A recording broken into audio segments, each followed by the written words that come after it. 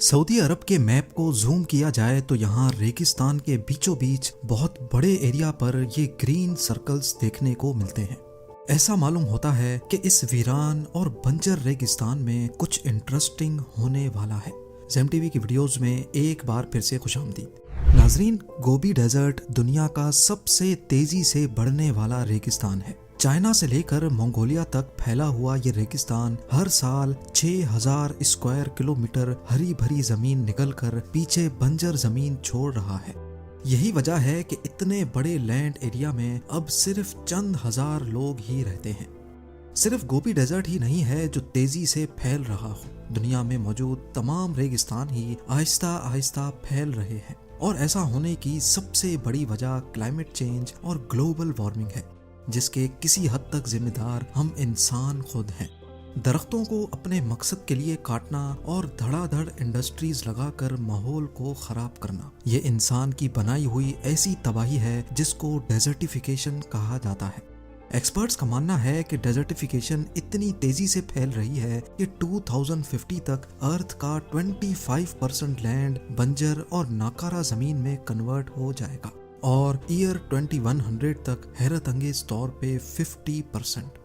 पर सिचुएशन इतनी खौफनाक भी नहीं है। इस सिचुएशन को सऊदी अरब ने जिस तरीके से हैंडल किया है, वाकई उसका कोई जवाब नहीं है। 1938 से पहले सऊदी अरब के साथ साथ तमाम अरब कंट्रीज इतनी वेल ऑफ नहीं हुआ करती थी, लेकिन उसके बाद जब यहाँ से तेल निकला और ग्लोबली ऑयल की डिमांड बढ़ती चली गई तो साथ साथ इनके बैंक बैलेंसेस में भी इजाफा होता गया। कई सालों तक तो इसी पैसे पे अयाशियां चलती रही। बड़े बड़े महलात, एक्स्ट्रा लग्जरी लाइफस्टाइल और पैसा इतना कि गिनने का टाइम भी नहीं था। ये सब कुछ ऑयल से मिलने वाले पैसों का नतीजा था, और ऑयल भी इतना जो खत्म होने का नाम भी नहीं ले रहा था। सऊदी अरब के पास आज भी इतने ऑयल रिजर्व्स हैं कि अगर वो दुनिया में एक्सपोर्ट ना करे तो अगले 221 सालों तक वो अपनी कंजम्पशन पूरी कर सकता है। लेकिन वो ऑयल ही तो है जिसको सेल करके, एक्सपोर्ट करके सऊदी आज इस मकाम पर खड़ा है। ऑयल एक्सपोर्ट करना सऊदी अरब की मजबूरी है, और ये बात देर से ही सही पर सऊदी अरब के लीडर्स को समझ आ ही गई। कई सालों तक सऊदी अरेबिया को किसी चीज की भी कमी महसूस नहीं होती थी। उनके पास इतनी बाइंग पावर है कि जरूरत की तमाम चीजें वो आसानी से इंपोर्ट कर लिया करते थे, जैसा कि खाना पीना, फ्रूट्स, वेजिटेबल्स और पानी।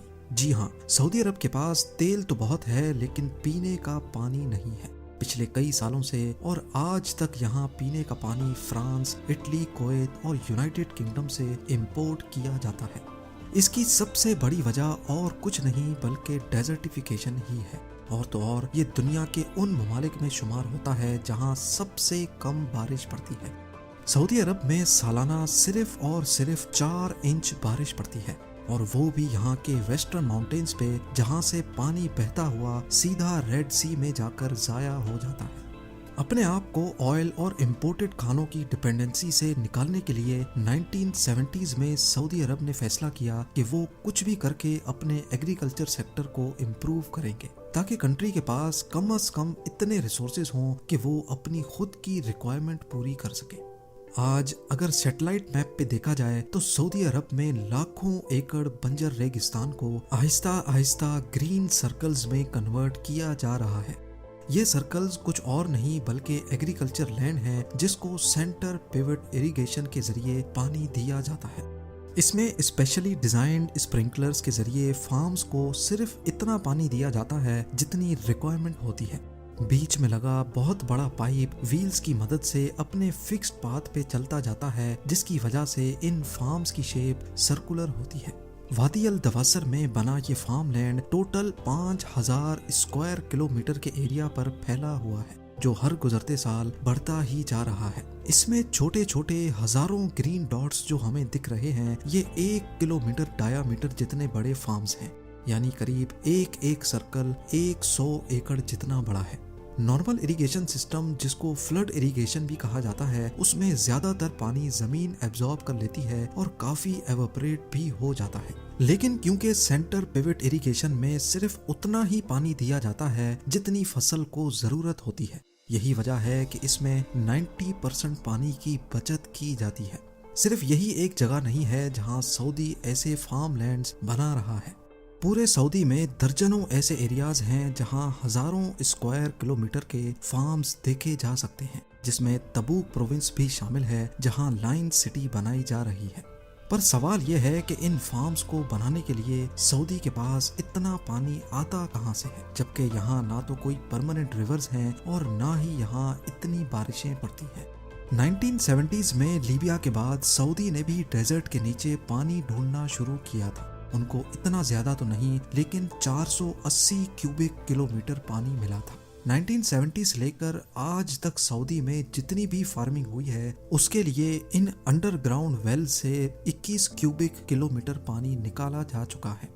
صرف یہ انڈر گراؤنڈ ایکویفرز ہی نہیں ہیں جس پہ سعودی عرب کی ڈیپینڈنس ہو، ڈی سیلینیشن کے ذریعے پانی بنانے والا سب سے بڑا ملک بھی سعودی عرب ہی ہے۔ لیکن ظاہر ہے یہ سب ایسے ہی نہیں چلنے والا۔ ڈی سیلینیشن کے لیے بہت انرجی چاہیے جو فی الحال فیول اور نیوکلیئر انرجی سے مل رہی ہے، اور انڈر گراؤنڈ ایکویفر کا پانی لمیٹڈ ہے جو کہ 50 سالوں میں ختم ہو جائے گا۔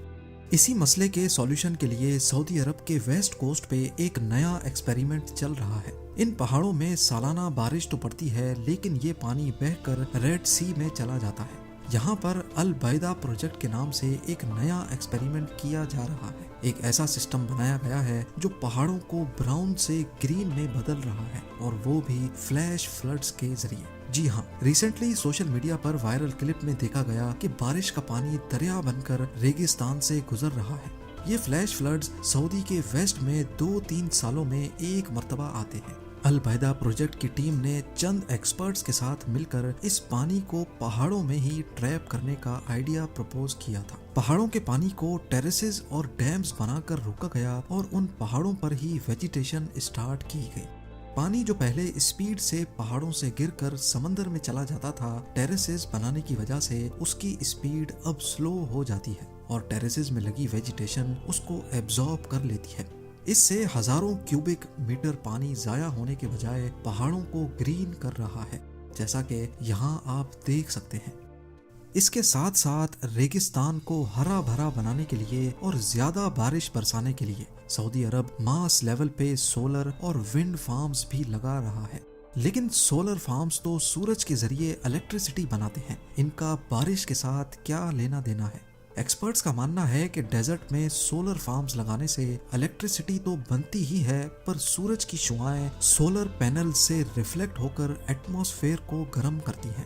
ایٹماسفیئر میں موجود واٹر ویپرز گرمائش کی وجہ سے اوپر جاتے ہیں اور ٹھنڈی ہوا سے ٹکراتے ہیں، جس سے بارش پڑنے کا چانس بڑھ جاتا ہے۔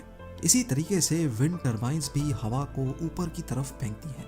اس طریقے سے زیادہ تو نہیں لیکن سالانہ 5 سینٹی میٹر زیادہ بارش پڑے گی۔ جو علاقے بالکل بنجر پڑے ہیں وہاں کم از کم جنگلی جھاڑیاں پیدا ہو جائیں گی، جس سے ڈیزرٹیفیکیشن کو روکا جا سکتا ہے۔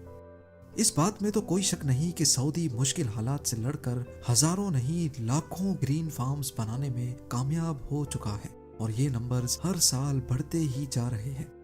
1960 میں جہاں سعودی کے پاس صرف 11,400 اسکوائر کلومیٹر فرٹائل لینڈ تھا، 50 سالوں کی محنت کے بعد اب یہاں 35,000 اسکوائر کلومیٹر ایریا پر صرف فارمز بنے ہیں۔ یہ ایریا اتنا ہی ہے جتنا بڑا تائیوان یا پھر بیلجیم ہے۔ آج سعودی عربیہ اتنا سیلف سفیشینٹ ہو گیا ہے کہ وہ انٹرنیشنل مارکیٹ میں کموڈیٹیز ایکسپورٹ بھی کر رہا ہے، جس میں کارنز، سویا بینز، ٹری نٹس، ویٹ اور رائس شامل ہیں۔ ڈیزرٹیفیکیشن پر قابو پانے کے لیے 2022 میں سعودی عرب نے 1,20,00,000 نئے درخت بھی لگائے ہیں۔ اپنی لائن سٹی پروجیکٹ کو نظر میں رکھتے ہوئے سعودی ایکسپرٹس کا اندازہ ہے کہ 2030 تک یہ درخت 2,25,000 ہیکٹیئرز ریگستان کی زمین کو گرین لینڈ میں کنورٹ کر پائیں گے۔ امید ہے زیم ٹی وی کی یہ ویڈیو بھی آپ لوگ بھرپور لائک اور شیئر کریں گے۔ آپ لوگوں کے پیار بھرے کامنٹس کا بے حد شکریہ۔ ملتے ہیں اگلی شاندار ویڈیو میں۔